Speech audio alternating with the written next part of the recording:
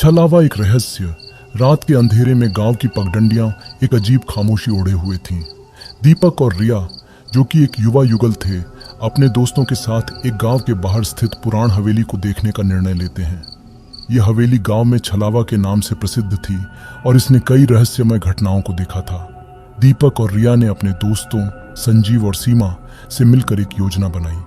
उन्होंने एक छोटी सी ट्रिप का आयोजन किया ताकि इस रहस्यमय हवेली के बारे में सच जान सके। गांव के बुजुर्गों ने उन्हें कई बार चेताया, लेकिन उनकी जिज्ञासा को शांत नहीं कर सका। यह हवेली बहुत पुरानी है और कहते हैं कि यहाँ आत्माएं भटकती हैं।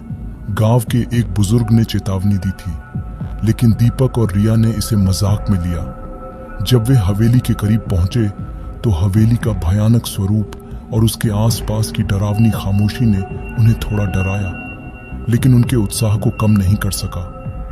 हवेली के अंदर प्रवेश करने के बाद उन्होंने महसूस किया कि यहाँ कुछ अजीब है।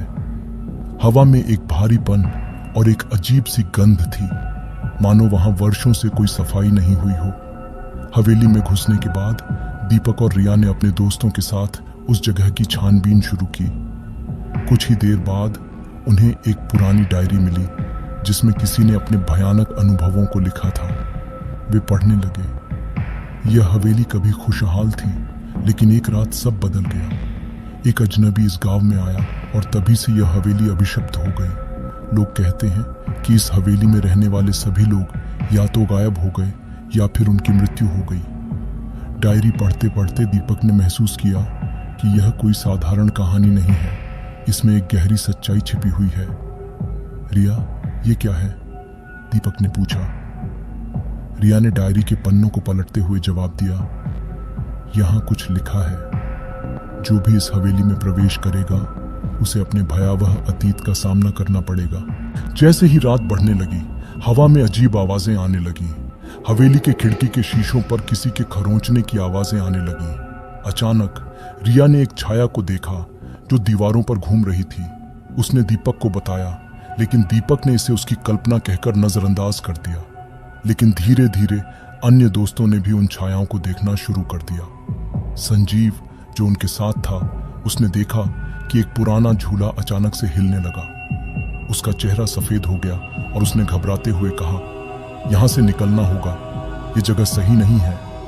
वे सभी डर गए और हवेली से बाहर निकलने की कोशिश करने लगे, लेकिन हवेली का दरवाजा बंद हो चुका था। ऐसा लग रहा था जैसे कोई अदृश्य शक्ति उन्हें बाहर नहीं जाने दे रही थी। अचानक हवेली के एक कोने से एक पुराना आदमी निकल कर आया। उसकी आंखों में एक अजीब सी चमक थी और उसकी चाल भी भयानक थी। उसने कहा, तुम लोग यहाँ क्या कर रहे हो? ये जगह तुम्हारे लिए नहीं है। दीपक ने हिम्मत जुटाकर पूछा, आप कौन हैं और हमें यहाँ क्यों रोका जा रहा है? उस आदमी ने एक गहरी सांस ली और कहा, मैं इस हवेली का पूर्व मालिक हूँ। ये जगह अभिशप्त है, यहाँ से कोई बचकर नहीं जा सकता। आदमी ने आगे बताया कि यह हवेली एक पुराने जादूगर की है जिसने यहाँ कई काले जादू किए थे। उसकी आत्मा अब भी यहाँ भटक रही है और वह किसी को भी यहाँ से जाने नहीं देती। उसने कहा, अगर तुम लोग बचना चाहते हो तो तुम्हें इस जादू को तोड़ना होगा। उन्होंने जादूगर के पुराने कमरे में जाकर उसकी किताबें खंगालनी शुरू की। एक पुरानी किताब में उन्हें एक मंत्र मिला जिसे पढ़कर जादू तोड़ा जा सकता था, लेकिन इसके लिए उन्हें हवेली के सबसे डरावने हिस्से में जाना था, जहां से कोई कभी वापस नहीं आया। दीपक, रिया, संजीव और सीमा उस डरावने हिस्से की ओर बढ़ने लगे। हर कदम के साथ उनका डर बढ़ता जा रहा था। हवेली के अंदर की चीजें खुद ब खुद हिलने लगी। दरवाजे और खिड़कियां तेज आवाज के साथ बंद और खुलने लगी। हवेली की दीवारों से खून जैसा कुछ रिसने लगा। अचानक एक पुराना पियानो खुद ब खुद बजने लगा। उसकी धुन इतनी भयानक थी कि उनके रोम रोम खड़े हो गए। वे सभी एक दूसरे को देखकर समझ गए कि यहाँ कुछ बहुत ही भयावह है। एक बार तो लगा कि वे हार मान लेंगे, लेकिन दीपक ने सबको हिम्मत बंधाई। अंततः वे हवेली के उस हिस्से तक पहुंच गए जहां एक बड़ा सा पत्थर का दरवाजा था। दीपक ने वह मंत्र पढ़ना शुरू किया और अचानक से एक तेज रोशनी फैल गई। हवेली का सारा अंधेरा गायब हो गया और वह पुराना आदमी भी उसी रोशनी में विलीन हो गया। जैसे ही रोशनी कम हुई, वे सब बाहर आ गए। हवेली अब वैसी नहीं रही थी जैसी पहले थी। वह अब एक साधारण पुरानी इमारत लग रही थी। वे सब समझ गए कि उन्होंने उस जादू को तोड़ दिया है।